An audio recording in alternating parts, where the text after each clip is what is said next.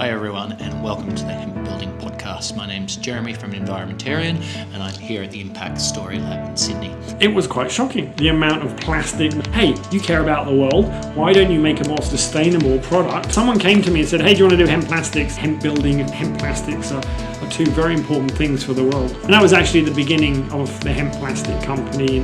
Today my guest is Paul Benhaim from the Hemp Plastic Company. We're going to talk about all things hemp plastic and a few other things along the way. Here he is, Paul Benhaim. First of all, good day. Hello, Joe. Good day. Nice to be here on your new podcast. Well done for getting this together. It's really important to share these messages with the world, so I appreciate that work. How I got here to creating the Hemp Plastic Company and our offerings today stemmed from my travels in the Himalayas, actually. And I was hiking and loving the pure nature of the Himalayas, the mountains, the views, and the pristine conditions that I found myself in that space. When I was talking to the locals and explaining to them that they should stick to their indigenous culture because in the West we have so much waste and rubbish everywhere. And they said, no, we have lots of waste. I said, no, you don't understand. We have lots more waste. They said, oh yeah, we have waste too. I said, look, there's none around. And they said, no, we'll show you. I'm like, okay, show me. And they said, no, we'll show you next Tuesday. I'm like, next Tuesday? Why can't you show me now? They said, oh, well, it's about a 4-hour walk. I'm like, okay. We're in the Himalayas. I like walking. And they took me for a 4 hours walk the next Tuesday. And they took me up above the valley where these villages were, and they showed me over them to the next valley, which is where they dumped their rubbish. And it was quite shocking, the amount of plastic and the piles I could see. And I also noticed it was right next to a stream, upstream to where they got all their water from. And that's when I realized that, even the Himalayas were full of plastic rubbish. And since that time, I've learned so many more facts that, there's pretty much plastic in and chemicals in every single part of water on Earth in the most remotest places. And in fact, humans today consume over 50,000 particles of plastics per year. Even if you don't consume things from plastics often, just in the air we breathe and the water we drink, everything is polluted. And if you eat meat or fish, of course, they contain plastic residues. So it's a serious issue, and that's what inspired me to see if there was a solution. So having been worked in hemp for many years, I looked at the solutions offered, and I noticed that Henry Ford once created a car and he hit it with his axe, and the axe bounced off, and I was like, wow, that's so cool, a car that you can have bumper cars in and it will be okay. Don't need insurance companies. But that was all I could ever heard of. So I thought, I'm going to research this and become a volunteer and support anyone else doing this work. And I couldn't find anyone. I couldn't find anything. And that continued over the years. And at this time was early in my career in the 90s, early 90s. And I was working in hemp foods and quite busy creating that industry in the UK, where I was born. And instead of actually doing much about it, I was like, okay, this is just a too hard basket. To get involved with plastics, it's probably millions of dollars, or at least hundreds of thousands of dollars of just studies and research and development. And so unreachable, basically, and only reachable to the large multinationals, so I thought. And it was one day when I was hiking in more mountains, you can tell I like mountains, in northwest Wales in Snowdonia with a wonderful colleague who worked at a university, said to me, have you ever thought about making hemp plastics? And I basically told him that same story. And he said, well, it's not how much you have, it's who you know in this world. And that's rung true ever since, actually. He happened to be working at a university with his professor, being the head of a biocomposites university with technology and the ability to do small plastic trials. So he was very willing, because Wales was starting to grow hemp for the first time over there, do some trials for me into compounding hemp fiber into a hemp composite. And that was the first ever hemp plastic I found since Henry Ford ever mentioned the subject, which was a great honor to bring to the world. So it took me many years to actually commercialize that. As it was a part-time project, it led to many different things, including trialing the first few products I trialed. Well, the first product I tried was great. It was a Frisbee. called the High Fly. So just a quick shout out to our primary sponsor, the Hemp Building Directory, where you can find out all things hemp building, from architects and designers through to suppliers of hemp building materials and builders and installers. Head to hempbuilding.au for more info. And we ended up distributing that around the world, and companies would put their name on it as an example of what could be made from hemp plastics and a promotion from them. So I thought that was a great idea. So I was like, okay, now it's time to make a commercial product. How do I get the word of hemp plastics to the world? So I had to think to myself, who has the most influence on this planet? And, who listens? So I was thinking, presidents. Well, I don't think they're going to promote hemp plastics, so I didn't get through there. Other politicians is like, I don't know if they're really going to put their name to it, or really people actually care what politicians think these days. I don't know. I think some do. But anyway, I was thinking, so what else? And I thought, musicians, like the most popular musicians in the world, they have access to millions of people, more than anybody else, and people listen to what they sing, so they could sing. So I thought, which musicians talk about the environment and sing about the environment? And I made a list of them, and I found like Sting, Madonna, Michael Franti, a whole bunch of different people. And I thought, what about movie stars as well from Hollywood? Leonardo DiCaprio, and the list went on anyway. And I ended up making CD cases and DVD trays from hemp plastics, and going, I'm going to send this to them and say, hey, you care about the world. Why don't you make a more sustainable product for the CDs and DVDs you're sending? I got a response from a few of them, which was great. Nice to have letters from famous people and saying, we love your idea. Please speak with our manager. Here's their name and number. So I'm like, okay, great. Went to speak with the manager. First question, is it cheaper? I'm like, well, hold on a second. Hi. And they're like, is it cheaper? I'm like, no, it's not cheaper, but it's pretty close in a very similar price. And they're like, we don't care. Bye. And I got that pretty much from everyone. And I didn't realize at the time, and this is where, timing comes into business, I guess, where I found out that this was obviously the beginning of the end of the CD and DVD era. And digital music was only starting to come in the 90s, really, and the early 2000s, in fact, this was, I think, when DVDs were around. And that was, they knew the end was coming. They could see that. So they didn't want to invest any more money. They didn't care whether it was for good or bad or ugly. It's irrelevant. They were just trying to save their industry. So it was a bad product at the wrong time, ultimately, for promoting hemp plastics. But it was enough for me to have a rest from that and going, okay, this is not really working. So I paid some people in Germany who are very great in the environment to do some studies about the bioplastics industry, and they led me to more information. And during this trip, I guess I was involved with so many things with hemp around the world. By this time, I came to Australia in 1999, and I was legalizing hemp foods, which also got turned down in Australia. It took 17 years to legalize that, as you may have heard. It's another subject for later, maybe. And then we got to a space where hemp foods was being legalized and starting to do really great, and we're celebrating that, and it was the beginning of what is now the largest hemp food company in the southern hemisphere. And then the CBD industry was coming. So during this time, I'd written 15 books on hemp. I was helping all these different companies get involved with hemp. Yet the actual interest for people to get me to do different businesses in hemp was coming in all the time. And I was turning down so many because I'd heard so many different business ideas. But someone came to me and said, hey, do you want to do hemp plastics? I said, I've already done that. Didn't work.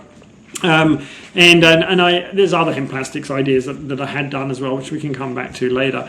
But the one guy came to me and said, hey, I have an idea how to make it cheaper, how to make it more scalable, how to make it being produced anywhere in the world, basically ticking all the boxes that I hadn't yet ticked. And I was like, okay, that's interesting. And that was actually the beginning of the Hemp Plastic Company in its current form, where I joined with my co-founder, who sadly he passed away a few years ago. But I continue that in his legacy. So a long story about how I got involved with hemp plastics, Jeremy, but you did ask. I did ask. Look, it's a fantastic story to know in detail. So the Hemp Plastic Company is now established. From what I understand, it's based in the United States. Is that right? Yeah, I put it in the US, even though I'm an Australian citizen. I live here, I'm based here, I love it here, and I love to do business here. Australia was like a tenth of the market of the US. they didn't have enough hemp supply. So I was like, okay, where do I build it? And I chose North America because there's already a significant supply chain for the raw material, and it had a much larger market. And sadly, I mean, not in a good way, but so it would make more of an impact, is the bottom line, by transferring their plastic supply to a hemp plastic supply. So that's where I chose to set up the company. That's where it continues to this day. Though 2 out of the 3 directors are Australians, because we support it from here. And that works quite fine. And I'm heading off to the US in a few days to go and meet my team over there and see the manufacturers and our large customers and things like that. Nice. And so it sounds like you're manufacturing all manner of things already, and you can just get the hemp plastic and put it into a mould and make basically anything. As far as sort of consumer goods goes, maybe disposable drinkware, tableware, that sort of thing. Along the lines of building structures, interior design, where do you see hemp plastics fitting in? In terms of building specifically, I think building is a really interesting market. And actually, I'll just come back a little bit. Just to be clear, hemp plastics that we produce is in the pellet form. So producing the raw materials, the pellets for hemp plastics, and we sell that in bulk. So we sell that in, whether it's a bag or a box or a gaylord, or which is a pallet, or a truckload or multiple truckloads, or a train load. And that's how we actually sell our pellets, predominantly, with goals of only train loads of plastic material. And we don't make any products from that. So that's our product, is the pellets. And our customers can make any different product. So our customers make all different types of products, and one of the options for them to use this is in building products.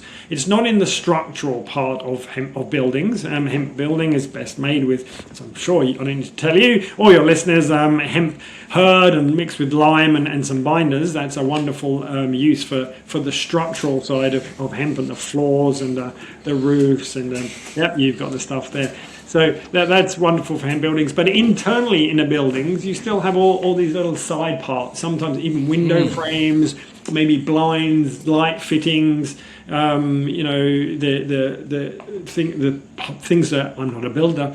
Conduit? Can you use it for conduit? You could use it for conduit. It's probably not. We prefer generally working with injection molding products. Some extruding molding works as well. And it can be used for a number of different forms. So I'm not the technician. I employ now people who have been in the plastics industry for 40 plus years, who are basically, the people I employ are people who are like, maybe I haven't done the best thing, promoting fossil fuels that are limited and producing all this pollution all my life, and very happily supporting now, something great for the planet and more sustainable. So they help me understand, and my customers understand, how we can incorporate and formulate specific compounds and formulations for people to produce materials that they can produce their existing materials for in a very similar or better specification usually, but certainly a more sustainable specification of that product. So, there's like tabletops, bench tops. We make thin materials, thick materials. We can make inside wall panels really well from this material. So there is a lot of products actually in the building industry, particularly internally, that they can you can make doorknobs, light switches, the bits that go around the sides of the wall. All these things that instead of regular plastics you could make from more sustainable hemp plastic. Wonderful, wonderful. Of course there is. And it's just got me thinking around the lines of 3D printing. 3D printing perhaps just the one-offs to see if they test well as a light fitting or something like that, and then scaling it up to more industrial scale, industrial design scale. Can you put it through the film feeder of a 3D printer yet? Yeah, absolutely. We've done that for quite some time. Quite early on we made 3D filament material, which is a blend generally of hemp and PLA. I've got some in my office over here, and and you can go in that. And it's interesting that most people who generally ask for those kind of products the more detailed they go into, the more we communicate about the specification, what they're using it for, how many they want. Most of the time, they don't actually move forward with that material because it is only pretty much used for one-off. It's the only use of it, which is fun, but it's only used for one-off, usually as a prototype of something or just to have a look and see how it might look like, get a feel. But we are able to formulate a material for a one-off. For a specific color, hardness, impact, resistanceness, or all these different formulation changes you can make a particular product for. You may as well only do that for large quantities of that material so that someone can then put it through, for example, an injection molding machine, and you can produce them for like 1 or 2 cents rather than $1 or $2 each. And that's what most people in this world want, it seems. Great. So your plastics is to that point where you can get it down to that couple of cents per unit. Well, I won't say. I mean, it depends what the unit is. If it's a very tiny unit, absolutely. Again, that's what injection molding it is. It's producing it in a very small. I guess these days maybe it's tens of cents, we'll say, per unit. But again, if it's a bigger product, dollars per unit. And it all depends on. It's so variable. It's very hard to give you an indication of what a product would cost, or unless we know the details of that product that we're comparing. Because when people say, hey, here's a frequently asked question for you, how much is hemp plastics? It's like, my question is, well, how much is food?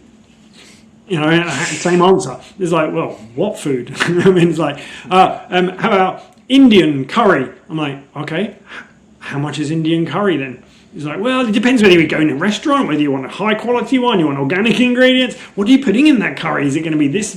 You're going to put just one spice in, or 20 really expensive spices? It's going to different per formulation. So that's where it's a bit challenging. In general, though, if I was going to give you a generalization, hemp plastics is a little more expensive than regular plastics in terms of monetary wise. In terms of the sustainability and earth wise, it's significantly better. So you're saving far, far more from that. And it has many other properties that may be very beneficial to people. There are many benefits to using hemp plastics, not least of being, of course, the fact that you are using a renewable resource, and not just a renewable resource, but a renewable resource that can be a waste stream from other renewable resources. So when companies are producing the raw materials for hemp building, regular hempcrete type buildings, they have waste streams. We can take their waste streams and turn them into our raw material and stabilize them into our stabilized hemp plastic pellets. So we're making sure that other industries are waste free completely. We are upvaluing a product that may have been thrown away into something that locks the carbon in their product, same as hemp building, which is really, really important for our world. And having just come back as a delegate to the United Nations at COP29 for the US government, I really see the challenges in this world and how important, even more important than I initially saw, the carbon sequestration and finding ways to lock carbon up wherever we can is important. It's not like, oh, well, there's better ways than this. It's like, any way is a better way than where we are. And we all need to do what we can. And using plastics is significant because plastic is everywhere. In fact, I think very soon there's going to be more plastic pieces in the ocean than there are fish. That's not a small change in the biodiversity of our planet and how we humans are affecting so many species and the biggest ecosystem, our water system on this planet. And considering humans are made up of around about 80% water, our Earth is mainly made up of water, and we're polluting that with these plastic products in the last hundreds of years. These are things we don't know what effects we're doing for the rest of the world. So I feel concerned for future generations, and I feel a responsibility to do the best I can by offering solutions. So we've invested the millions of dollars in the technical capacity, capabilities. We've done the research. We've found the raw materials.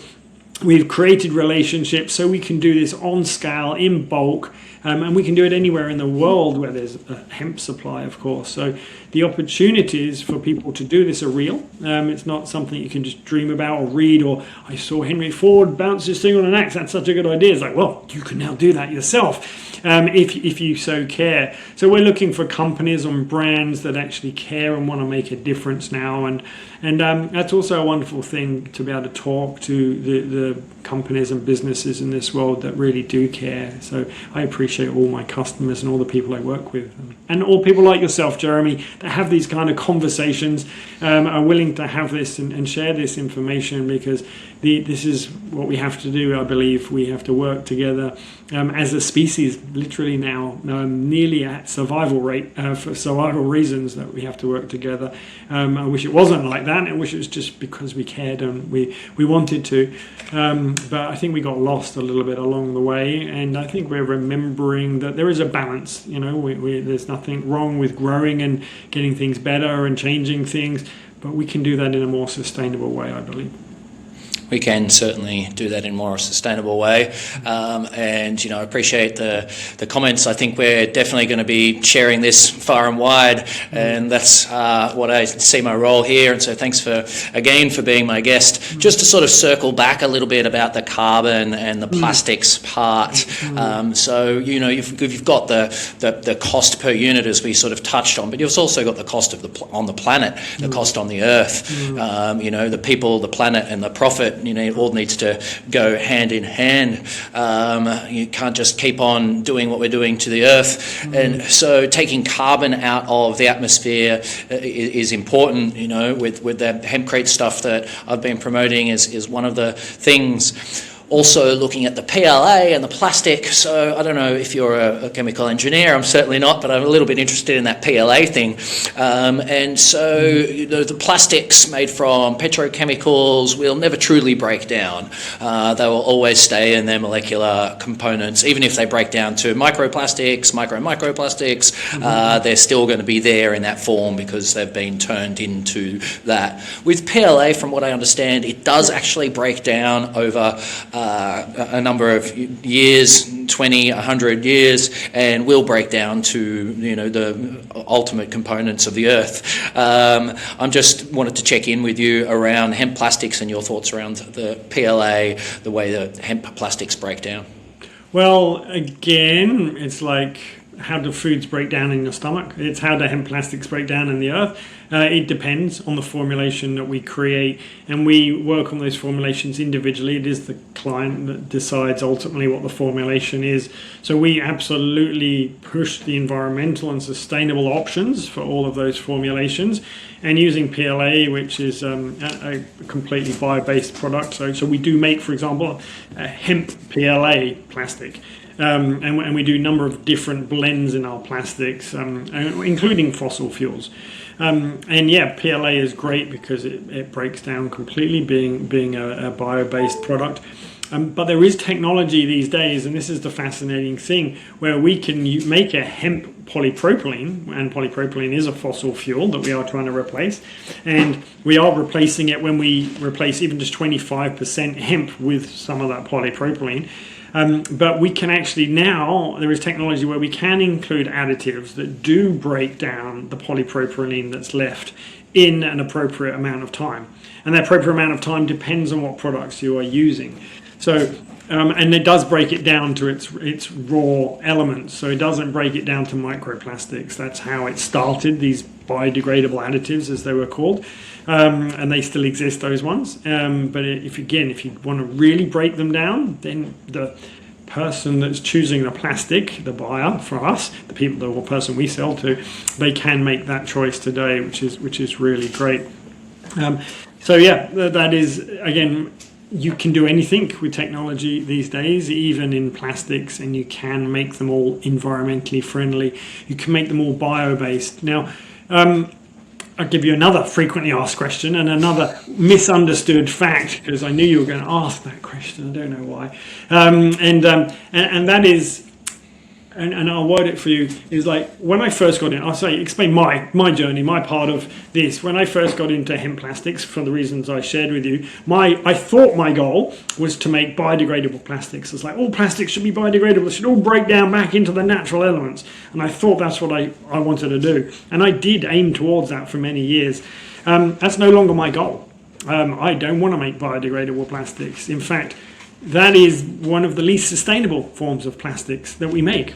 It's not the worst, but it is the least sustainable, one of the least sustainable ones, because the bottom line is that all resources get used on this earth. Now, if you're going to use a product and once off, and even if it biodegrades, the amount of energy it takes to make that product, to biodegrade that product, to remake that product again, is far more than producing a product like, I don't know, this plastic cup. It's really hard and solid and will last for a very, very long time. Okay, so this is, probably be around for hundreds of years. Is that a bad thing? No, this is actually far more sustainable by reusing this solid, thick plastic cup, and the same goes with furniture, building materials. Do you want to make a building that only lasts 20 years? Is a tenth cheaper than everything else and it biodegrades? It's like, well, no, because you're going to have to build it again in 20 years. And people don't often consider the long-term future. They're being selfish, which is understandable. Humans are selfish. We need to be selfish to some degree. But there's a balance between selfishness of us and selfishness of our entire humanity towards what we are part of, which is nature and the planet. So if you really want to do the best thing, then you want the most sustainable product, not the most biodegradable product. And doesn't mean biodegradable products are bad either. There are some places and there are some uses for biodegradable plastics. I believe now, and it's kind of strange me saying this, I don't think I've ever said it publicly, but it's true, is that there are actual uses for fossil fuel-based plastics. And I'm not against all fossil fuel-based plastics. I'm just looking for more of a balance and going, hey, there's so many things that shouldn't be fossil fuel-based plastics that should be sustainable, and there's no reason for them not to be. So, if a listener is not sure, then they should just go to the hempplastic.com and type in, hey, this is our product, this is what we're using today, can you make this from hemp plastics? Because we do turn away a lot of people saying, no, we can't help you right now, for numerous reasons, of course, but one of them is like, it just doesn't make sense for that product to be made. And for example, plastic bags at the moment don't make sense to be made from hemp plastics. They may in the future, but it's not easy technically. Doesn't make sense right now. In fact, so what should you use? Regular plastics? Definitely not. That's really, really bad. Using regular plastics for plastic bags. That I think most people around the world are seeing that. Plastic bags are banned, at least where I live, in my shire, and many countries are banning plastic bags these days. So what's better? Well, people that went to like starch or basically bio-based plastic bags. I don't know if you've used them, but some of them just fall apart with your shopping in them. Having your shopping going over the floor. Is that sustainable? I don't want my shopping to go over the floor. Well, what's the point of that? Having a bag that didn't even work? Well, I'd rather have no bag, actually. So what's the most sustainable film plastic bag? Well, using a paper bag, maybe a little bit better, but again, also breaks. So using a cloth, reusable bag, not using single-use plastics, really, really important. So very exciting. Maybe, just possibly, a hemp bag might be a really great idea that is reusable, especially if it tells others what you're doing and communicates that message, because communication is really important, which is why I value your work. Again, Jeremy, so thank you. Good question. I think you asked the question. Another fantastic answer. And look, you took a lot of the ideas out of my head and put them out there exactly as I was thinking them. The French background in me walks me up to the boulangerie and buys a baguette in a paper bag, or not even in a paper bag, just a little paper wrap every single day. So that completely gets rid of the bag. But bread bags are, big in our Western culture. I've always thought that PLA could be a good use for bread bags. It's a very short use. You buy it from the supermarket, you take it home, it's going to be gone within a few days. So it sort of doesn't matter if it breaks down because that's what you want it to do. Would you see, and there's a lot of I eat a lot of bread. I'm a French background. I love even the sliced bread, as long as it's sort of multigrain and wholemeal.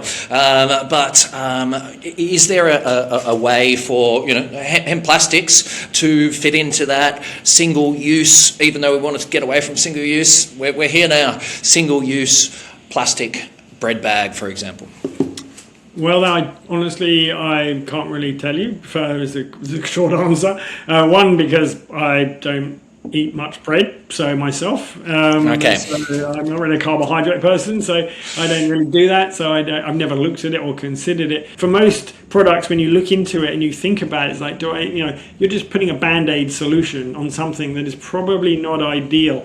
And look, I'm not saying that going to the shops to buy food is bad, because most of us can't spend all our time growing food. We had to share things, which is where having trade and money is helpful, because someone grows food while I can go and make plastics, for example. So therefore I can use the returns or money that I make from plastics to go and buy food from somebody else, and we can both then advance food and plastics at the same time. So I'm not against that, but there are some parts of that. It's a generalization. So some foods I should be making myself. So and I do, and I like doing that, for example, myself, mainly because I prefer good quality oils in my own home, which generally I don't get in any outside food sources. So again, really thinking about these things, most people don't do. And having this kind of depth of conversation about what is sustainability, what is healthy, what is the ideal thing to do, thinking about all the consequences, going back to where the first raw materials began and to the end of life cycle, is a big picture that most of us don't have time to do. So we just go to the shops and buy something. So one, it is consumers hold the most power in this entire question by what you spend your money on. So the ideal thing for anyone listening, if they take away one thing, is consider whatever you buy, what's it made of, where does it come from, every time you make a choice, whether it's for a building material or a plastic material or food material, or anything you buy, basically, consider that entire life cycle before you do it. Now, it seems like a lot of work, but we have ChatGPT these days, also not sustainable, whole other subject on the side there, to use because of the energy and power it uses. But we have resources. We can consider these things to some degree and make just a small change in that. That's really great. But then the brand owners who, when they choose to make a product, say like a mouse, and so they're going to make a plastic mouse, to choose the material for that mouse, they don't just go, oh yeah, what's on the list today? We'll buy that plastic product. No, they sit with us for a year, maybe more, maybe less, but usually around a year, where they go back and forth. We make them samples. Oh, I want it softer. Oh, I want it harder. I don't like that feel. I don't like that sheen. Change the color slightly. Oh, but we want to make sure that when the sun goes on it, it doesn't change it. We want it to biodegrade over this. Whatever they want, we go back and adapt a formula for them. Part of they are the most responsible people, actually, because they are making a decision upon the 1 million or 2 million people that are going to buy that particular mouse. And then some. So the bigger the product is that's why we're interested in focusing on the large scale customers who make large decisions for many people who just don't have the capacity to make those choices today. So I hope that helps. It does, and it leads to what you were saying before about making something sustainable, something that's going to last. Yeah, and you mentioned before, in terms of that, I think you asked a question, or I was getting ready for the question, on carbon sequestration in hemp. And I think I probably went around that subject, so I'm coming back to it now and saying that if you are, hemp does sequester carbon. It naturally brings in carbon to the plant, so you can lock that up in products that you make, hence having a long-term product made from hemp plastic, a chair that's designed for 100 years or 1,000 years, rather than a chair that's made, to be used 10 times in a rental place and then chucked away to be used again. And that's our preference. And we've done life cycle analysis on our raw materials and our process from cradle to grave to understand its impact. And it's wonderful to see the difference by using even just 25% hemp plastic materials are making over 50% improvement in carbon sequestration from their alternative products, the regular products that are being used from fossil fuels today. So it's really exciting to see the data. And it's really exciting to meet buyers who look at that data and go, yeah, that's important. We care about that. Whereas previously they didn't. And these days, countries are caring about it more and more. And the way we care about things these days is by putting a monetary value on it. So there is monetary value being put on carbon these days, which is why hemp building and hemp plastics are two very important things for the world. So as we get into carbon credits, could people be offsetting their carbon-heavy industries, air travel, for example, by making their aeroplane out of hemp plastics? Yes, and I did meet Richard Branson once in a cafe, my hometown, and I sat with him while he was waiting for his son to come out of the cinema. And I'm wondering why his son was in the cinema, and I'm sure he owned 10 cinemas in his house, But anyway, and I talked to him about hemp plastic to make his airplanes for. And this was probably in 2003, so it's quite a while ago. And his first question to me is it cheaper than regular plastics?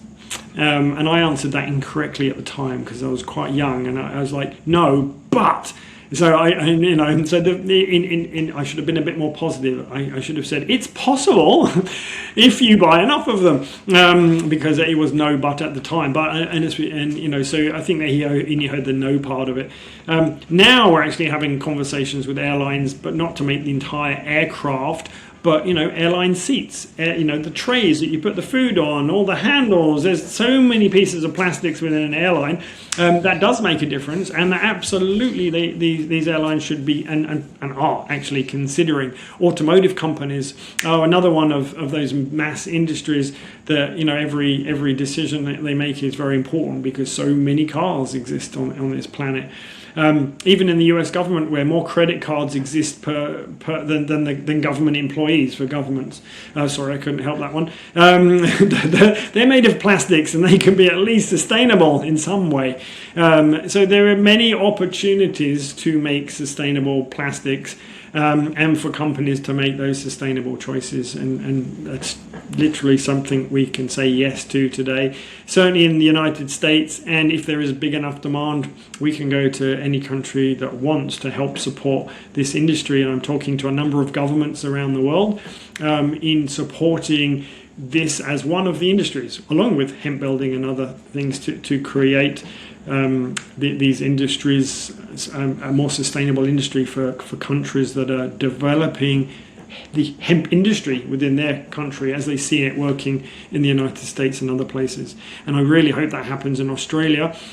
And we are starting conversations about that potentially happening here, which is exciting because even though I didn't start here, I've always wanted to do it here. I just couldn't justify it at the time, but the time is now. People are growing hemp throughout Australia. People are now making hemp buildings all over Australia, which is really exciting to see. There is now hemp processing in Australia. There's hemp textiles being looked at. There are already hemp packaging products being looked at.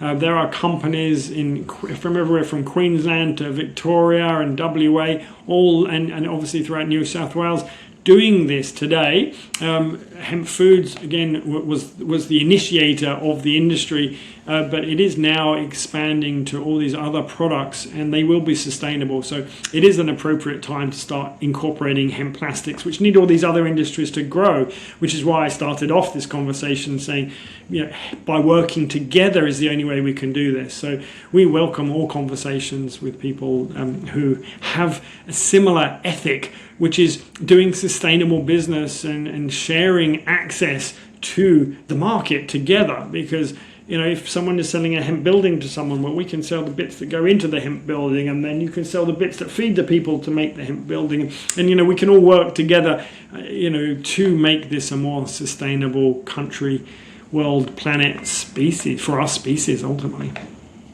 Certainly can. Well, I feel like we've only just chop the tip off the hemp plant in this one. This conversation could carry on forever, but it has been amazing to speak to you, and I feel like we need to organise a dinner, a bit of a cook-up, and have a nice long conversation over dinner, whether it's up your way or down here in Sydney. So look, it's fantastic to chat to you. Is there anything that you'd like to mention to the listeners, the viewers, just to wrap up here? I know you've got a YouTube channel, other social medias, that sort of thing. Where can people find you? Oh, look, hempplastic.com is where you can find us for Hemp Plastics. You can find me on LinkedIn if you want to contact me directly, and then you can find my links wherever you like on all the relevant companies that I've worked with all over the world. And I'm happy to help people, support people in the industry, be more efficient with whatever they're doing. I'd rather people succeed in whatever they're doing, and even supporting inverted commas competitors, because in my opinion there is no competition in this industry, because we're so new and so small compared to the potential of this industry. So I really suggest that people start opening up to each other and working together, and that's what I'd like to support. And that's what I'm doing for governments now, in bringing different companies together and being kind of an intermediary, saying, look, this makes sense by doing it together, and I can find ways to do that. So if you're interested in working in a different country or doing something in this country or where you are, and doing it more efficiently without having to learn the mistakes that I've had to make over a 3-decade career in the hemp industry, then I'd love to help you shortcut that. And also, Jeremy, happy to share a meal as long as it's got hemp in it. I don't mind. And I'm happy to also come back on this podcast to discuss any other subject and support the ongoing education and free sharing of information to anyone that is interested in making a better world through hemp. Thank you. Lovely, yes. Well, the hemp seed goes in my smoothies, the essential fatty acids, the hemp oil on my salads. So yes, hemp food is a bigger thing as well. But yeah, hemp building is what it's all about on this little podcast. We will be heading down to the Hemp Connect, and maybe I'll see you down there in June in Melbourne. It's been fantastic to chat to you this afternoon. Let's stay in touch. Thanks, Jeremy. Bye for now, everyone. Thanks a lot, mate. Well, I felt truly fortunate chatting to Paul Benhaim about all things hemp plastic. I hope you enjoyed the episode, and if so, please give it a like or a thumbs up wherever you are. And if you are on YouTube, a little comment would be fantastic, and don't forget to subscribe if you're listening on Spotify or YouTube. So if you do want more information about hemp plastic, do head to the website at hempplastic.com. Big thanks to our primary sponsor, the Hemp Building Directory. More information about that can be found at hempbuilding.au. My name's Jeremy from Environmentarian. If you want to chat to me about anything, head to Environmentarian.au and just book in a chat. Hope to hear from you soon.